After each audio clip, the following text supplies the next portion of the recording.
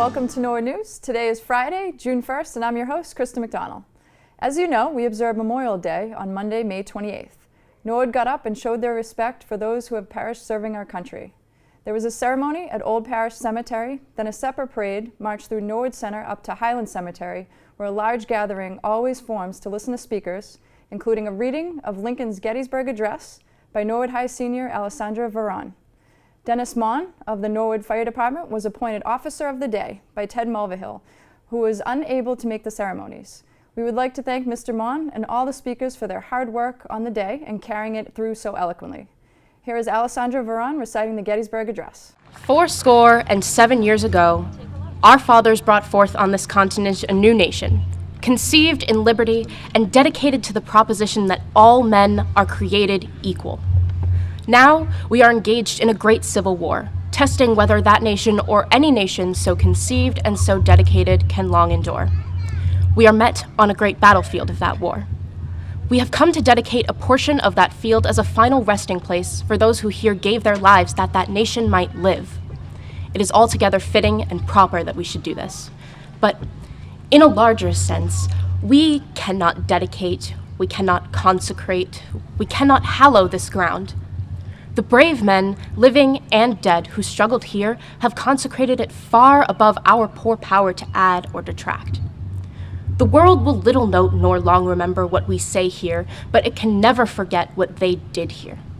It is for us, the living rather, to be here dedicated to the unfinished work which they who fought here have thus far so nobly advanced.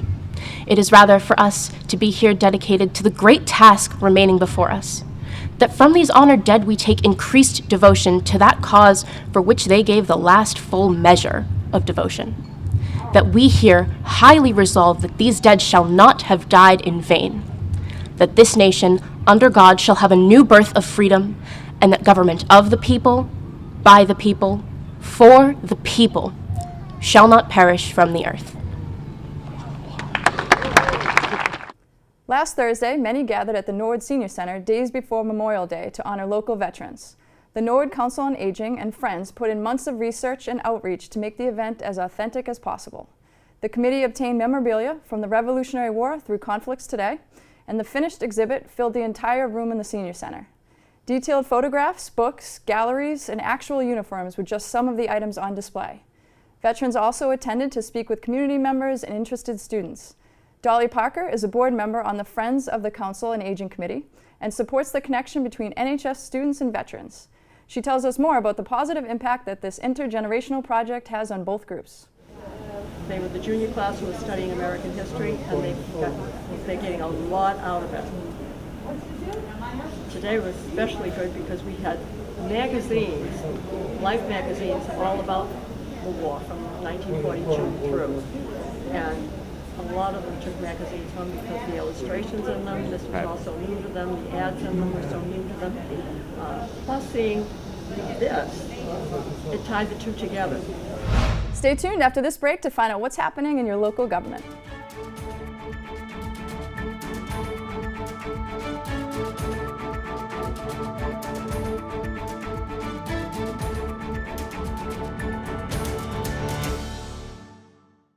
Five score and 10 years ago, Mr. George Willett brought forth upon this town the new concept of town manager, which since that year of 1914 has served its citizens exceedingly well. Believe me, I appreciate seeing my name at the base of this beautiful sculpture, but I hope that in the future it will be thought of as a symbol of the good government from which the people of Norwood have benefited for over a century. Welcome back to Norwood News. The Board of Selectmen met Tuesday night at Town Hall with 3 appointments on the agenda. First, Mark Ryan submitted his monthly report of the DPW department. The DPW has been updating signage, completing general maintenance, and planting flower baskets throughout the town to keep things fresh. Next, the board held 2 separate show cause hearings, one for Acapulco's restaurant and another for Chipotle. Both businesses were represented to the Selectmen regarding the sale of alcoholic beverages to minors at each respective establishment. Selectman Paul Bishop expressed his frustration towards the management of Acapulco's as this incident was not their first offense. I'm really dissatisfied, and I just want to make that clear to everybody. I think there's a responsibility and somebody missed it. And I know probably going to happen from time to time, but like I said, it's not the best 2 out of 3 or 9 out of 10. You have to get it right every single time because there's too much at stake, not only financially, but if something happens to that underage person when they leave that place. Consequently, the board ruled that Acapulco's liquor license is suspended for the 8th, 9th, and 15th of June. Chipotle, having no prior offenses, received a written warning regarding the illegal sale. The incident was also noted on Chipotle's record. The selectmen are officially in summer session and will meet every other week until September. On Thursday night, town meeting gathered a quorum for the 5th night. The group discussed and voted on the remaining budget articles as well as the capital outlay article, broken down into 5 separate motions. The reason that the article was split was to give town meeting members a chance to deliberate and vote on separate parts of the capital outlay as opposed to voting on all items.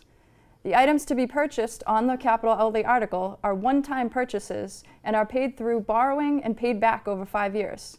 This is also known as putting it on the town credit card. This year's capital outlay included a new fire truck, DPW vehicles, an air conditioning unit for the library, and Google Chromebooks for the school department. To watch the full government meeting, tune into the NCM government channel or watch them on demand at norwoodcommunitymedia.org. Stay tuned after this break to find out what's happening around our schools.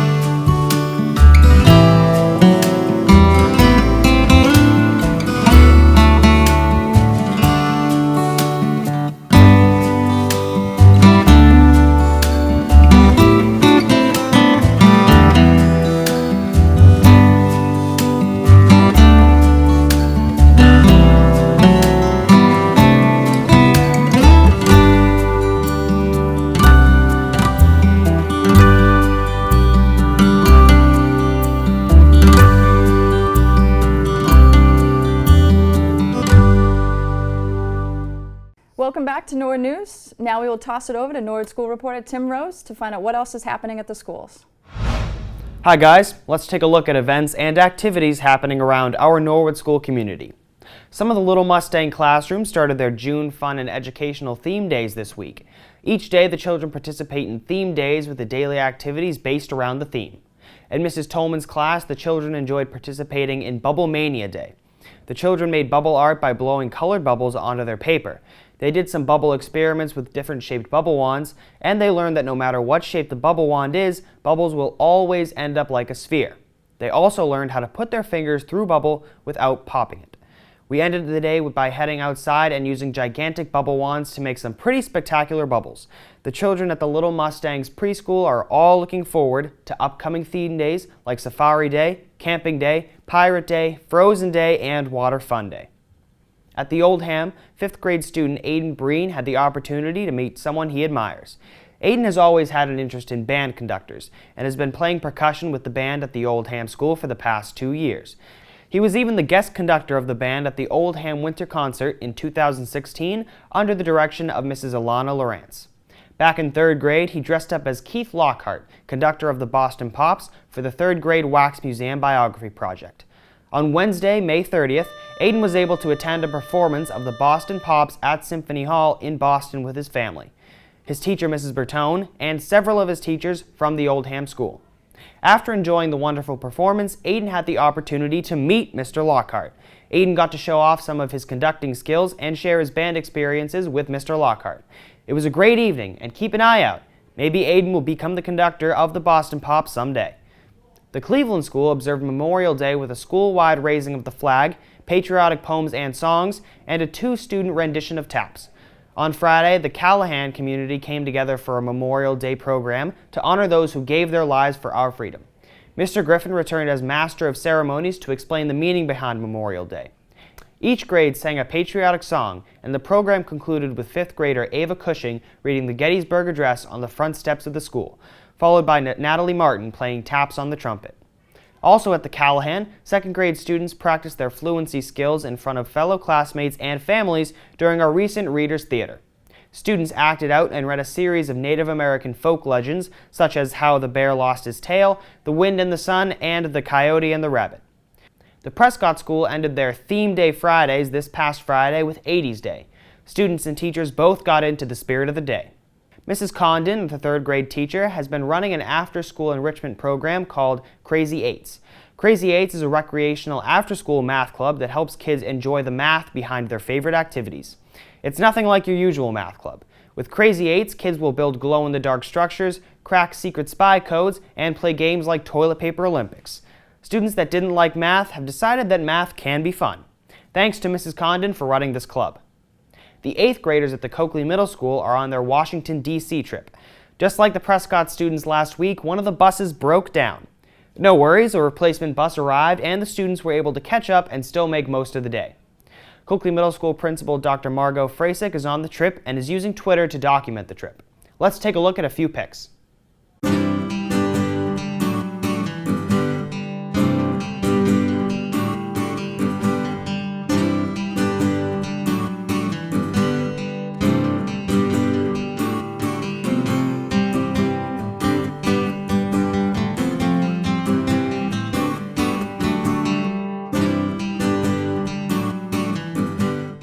What a great learning experience for the 8th graders. Well, that's it for Norwood School News. As always, thanks so much for your continued support of our school community. Now let's go to Mike Maloof with the latest sports news. Thanks, Tim. The Mustangs wrapped up their regular season games this week. Over the weekend, the baseball team took on neighboring Westwood and came away with a 7-5 win.